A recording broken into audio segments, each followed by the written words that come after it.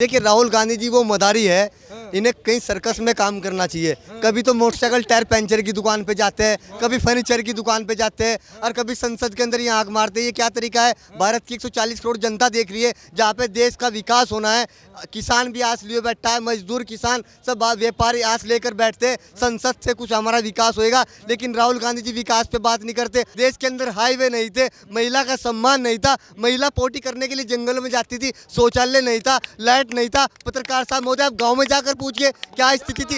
ये कांग्रेस के लोग ये बात करते हैं विकास की। मैं आपको विश्वास के साथ कह रहा हूं पत्रकार साहब महोदय, अगर 2024 में कांग्रेस की सरकार आती है, जो हालात पाकिस्तान के हैं ना, वो हालात हमारे भारत के हो जाएंगे। कांग्रेस ने हमें शिक्षा से दूर रखा है, हमें कलम से दूर रखा है। नरेंद्र मोदी जी ने मुस्लिम समाज के हाथ में सबसे पहले कलम दी है, कह रहे बीटेक कर, इंजीनियर कर, जज बन, IAS बन और बॉर्डर पे जा, इस तिरंगे के लिए लड़, इस भारत के लिए लड़। लेकिन कांग्रेस ने हमें शिक्षा से दूर रखा है। India Muslim personal law board जो है वो हमास का समर्थन कर रहा है। महाराज बताइए। देखिए पत्रकार साहब महोदय, कुछ परसेंट की मैं बात नहीं करता, नहीं भारत का मुसलमान नरेंद्र मोदी जी के साथ है। नरेंद्र मोदी क्योंकि इजराइल का साथ है भाई। जहाँ पे नरेंद्र मोदी जाएंगे हम वहाँ साथ है। जिनका समर्थन नरेंद्र मोदी देंगे, भारत का मुसलमान उनके साथ समर्थन। क्योंकि हमारे अल्लाह के नबी सल्लल्लाहु अलैहि वसल्लम ने कहा भारत के साथ गद्दारी नहीं करनी। जिस मुल्क में रहो उस मुल्क के साथ वफादारी से रहो। भारत के साथ हम गद्दारी नहीं कर सकते, हम भारतीय मुसलमान हैं। अगर हमारे भारत का नरेंद्र मोदी, हमारे भारत के प्रधानमंत्री उनके साथ है, तो हम भी नरेंद्र मोदी जी के साथ है। और मैं साथ नहीं, ये भारत का मुसलमान का बच्चा नरेंद्र मोदी जी के साथ है। और ये हम कांग्रेस को 2024 में दिखाएंगे। कांग्रेस सिर्फ अपने आप को सत्ता में लाने के लिए ये गुमराह किया जा रहा है भारत के मुसलमान को, लेकिन भारत का मुसलमान बहुत अच्छी तरीके से जान चुका। 24 चुनाव के लिए स्टेप लिया गया है। देखिए पत्रकार साहब महोदय, 2024 में हम 400 को पार कर रहे हैं। कौन पार कर रहा है? कांग्रेस, नरेंद्र मोदी जी। अच्छा, नरेंद्र कांग्रेस। देखिए राहुल गांधी जी वो मदारी है, इन्हें कहीं सर्कस में काम करना चाहिए। कभी तो मोटरसाइकिल टायर पंचर की दुकान पे जाते हैं, कभी फर्नीचर की दुकान पे जाते हैं और कभी संसद के अंदर ये आंख मारते हैं। ये क्या तरीका है? भारत की 140 करोड़ जनता देख रही है, जहाँ पे देश का विकास होना है। किसान भी आस लिए बैठा है, मजदूर किसान सब व्यापारी आस लेकर बैठते हैं संसद से कुछ हमारा विकास होएगा। लेकिन राहुल गांधी जी विकास पे बात नहीं करते। अब ये तरह तरह के नरेंद्र मोदी जी को घेरने का काम किया जा रहा है। मोदी जी विकास नहीं कर रहे। अरे भाई चल, मोदी जी विकास नहीं कर रहे, तुमने 60 साल में देश के लिए क्या किया है? मैं पूछना चाहता हूँ, अरे 60 साल में तुमने देश को लूटने का काम किया है। देश के अंदर हाईवे नहीं थे, महिला का सम्मान नहीं था, महिला पोटी करने के लिए जंगल में जाती थी, शौचालय नहीं था, लाइट नहीं था। पत्रकार साहब महोदय, आप गाँव में जाकर पूछिए क्या स्थिति थी। ये कांग्रेस के लोग ये बात करते हैं विकास की। मैं आपको विश्वास के साथ कह रहा हूँ पत्रकार साहब महोदय, अगर 2024 में कांग्रेस की सरकार आती है, जो हालात पाकिस्तान के हैं ना, वो हालात हमारे भारत के हो जाएंगे। भारत के हाथ में कटोरा आ जाएगा। ये भारत के हिंदुओं को सोचना है, भारत के हिंदुओं को सोचना है। वही लोग हैं जो सनातन धर्म के अंदर पैदा होकर राम की किताब पर उंगली उठाने का काम किया जा रहा है। वे कौन लोग हैं राम की किताब पे उंगली उठा रहे, टिप्पणीबाजी की जा रही? अरे राम का मैं भी सम्मान करता हूँ, उस किताब का, जैसी कुरान ऐसी रामायण गीता। तो जो इस तरीके का जो इस तरीके की टिप्पणीबाजी की जा रही है, इन लोगों को जेल में डालना चाहिए, सख्त से सख्त कार्रवाई होनी चाहिए। और इसका जवाब भारत की जनता देगी। 2024 में हम 400 को पार करेंगे और फूल का बटन दबाकर और नरेंद्र मोदी जी को संसद के अंदर हम भेजने का काम करेंगे। कई ना वीडियो वायरल हो रही है भाई साहब, जिसके अंदर ये कहा जा रहा है कि मोदी जी ने इजराइल का साथ इसलिए दे दिया क्योंकि फिलिस्तीन में मुसलमान थे। मोदी तो मुसलमान को देखना ही नहीं चाहते। अब मुसलमान 2024 में मोदी को दिखा देंगे। देखिए पत्रकार साहब महोदय, ये भारत का मुसलमान 2014 में जब भारतीय जनता पार्टी की सरकार आई थी, तो मुसलमान समाज के पास शिक्षा आई थी।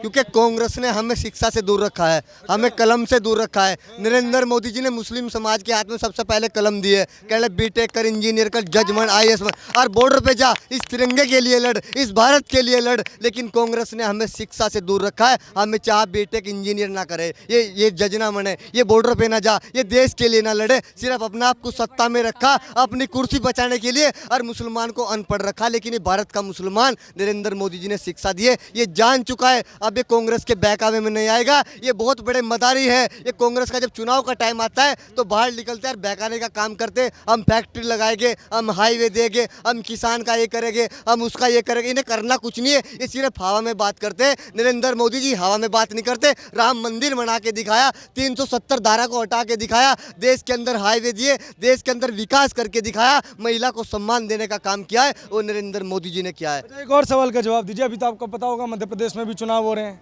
दिग्विजय सिंह ने कहा है कि बताओ PFI पे सिर्फ इसलिए भारतीय जनता पार्टी ने बार बार केस करवाए क्योंकि झूठे केस करवाए, पीएफआई वालों की कोई गलती नहीं थी, परेशान करने के लिए केस करवाया। ये दिग्विजय सिंह का बयान है। देखिए पत्रकार साहब महोदय, आज जितने भी विपक्ष के लोग हैं ये हर तरीके से नरेंद्र मोदी जी को घेरने का काम कर रहे हैं। ये चाह रहे हैं मोदी जी या योगी जी कैसे जाए, क्योंकि जहां मोदी जी और योगी जी गए तो हिंदू बिल्कुल खत्म हो जाएगा। आज वही लोग हैं जो सनातन धर्म पर उंगली उठा रहे, यही सनातन धर्म को खत्म करना चाह रहे हैं। ये भारत के हिंदुओं को सोचना है हमें 2024 में किसे वोट देना है। अगर इन्हें चोरों को वोट देना, जिन्होंने देश को लूटने का काम किया, ये फिर इस तरीके से देश को लूटने का काम करेंगे। हमें चोरों को भगाना है और नरेंद्र मोदी जी को लाना है। हमें किसी के बहकावे में नहीं आना है, सिर्फ हमें नरेंद्र मोदी जी को बात को सुनना है। जो विकास देश के अंदर किया योगी जी ने और मोदी जी ने किया है। तो देश का विकास तो जान दीजिए, कह रहे हैं जो दिल्ली का विकास कर रहे थे केजरीवाल साहब, उनकी आधी कैबिनेट को मोदी जी जेल में डाल दिए। बोले काम करना ही नहीं देना चाहते, जनता को हिंदू मुस्लिम में उलझाए रखो।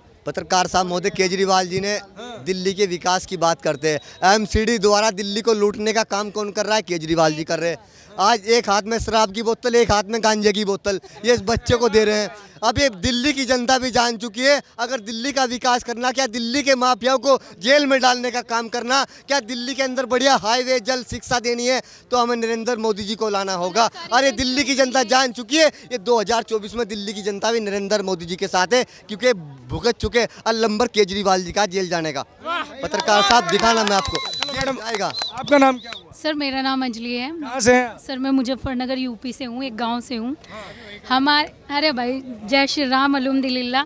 हमारा देश बहुत प्यारा है और 100 की बात एक है, योगी आएगा मोदी आएगा, चाहे कोई किची खूब करता रहे, ठीक है। योगी मोदी आएगा, अगली बार भी 2024 में भी आएगा। कह रहे हैं योगी के शासन में महिलाएं सुरक्षित नहीं है, आप महिला हो के क्या? यहाँ खड़ी नहीं है शेरनी, यूपी की खड़ी नहीं, क्या कौन कह रहा है? कोई हाथ लगा के दिखा दे।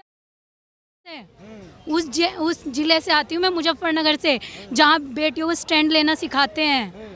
नहीं, हमारे वहाँ पे लड़कियाँ बहुत सुरक्षित हैं। कह रहे हैं महंगाई वगैरह तो बहुत बढ़ा दी है ना योगी मोदी के शासन का। जब कमा रहे तो महंगाई कौन सी हमारा कुछ ले लेगी? जब खरीदने का भी तो नहीं है। नौकरी हम कमा रहे हैं 32,000, बताओ कौन सी दिक्कत आ रही है? हम कमा रहे हैं। मैं मेरी बात सुनिए भैया, हम तो एक ही बात मानते हैं। हम है ना बुग्गी पे बैठे हैं कभी, और आज हवाई जहाज तक बैठे हैं। हमारी मेहनत, सरकार तो मेरे मुंह में ठुसेगी या कोई भगवान बोलता है, मैं भगवान की बहुत बड़ी पुजारन हूँ, मुझे भले ही उसके बारे में कोई ज्ञान नहीं, पर मेरी आस्था है, ठीक है, क्योंकि वही मेरा रास्ता है। मैं हिंदू धर्म से आती हूँ, जय श्री राम।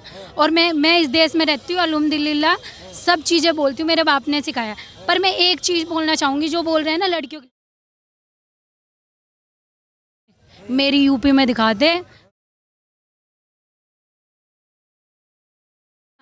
और सुनो मेरी बात, बुलडोजर की तो बात छोड़ो, वहाँ की तो आँख ही पहननी है। पुलिस से इतने घबराने लग गए सब। अच्छा, कानून व्यवस्था इतनी दुरुस्त है? अजी इतनी स्ट्रांग हो गई, स्ट्रांग है, कल भी स्ट्रांग थी और आज भी स्ट्रांग है। और आगे आने वाले टाइम में ना योगी आएगा, हम बता रहे हैं। अच्छा, योगी आना है और आएगा ही। और हाँ। जी मैं एक बात और बोलना चाहूँगी सबको, मेरे यूपी के लड़के चाहे कोई 100 बात कहे, उनके लिए एक बात बोलना चाहूँगी, वो बेटियों का बहुत सम्मान करते हैं। मेरे यूपी में मैं अकेली बेटी हूँ, मिल जाए ना कहीं पे और बहन नमस्ते, ये हमारी यूपी मुजफ्फरनगर का, और मैं उत्तराखंड में भी रहती हूँ। और आज बता रही हूँ, आने वाले 2024 में योगी आएगा, दिल से योगी आएगा। और ये तो प्रधानमंत्री नरेंद्र मोदी रहेंगे ना? अजी सुनो मेरी बात, आएगा उसके बाद वही आएगा, ठीक है। और दूसरी बात, सनातनी कभी नहीं मर सकता।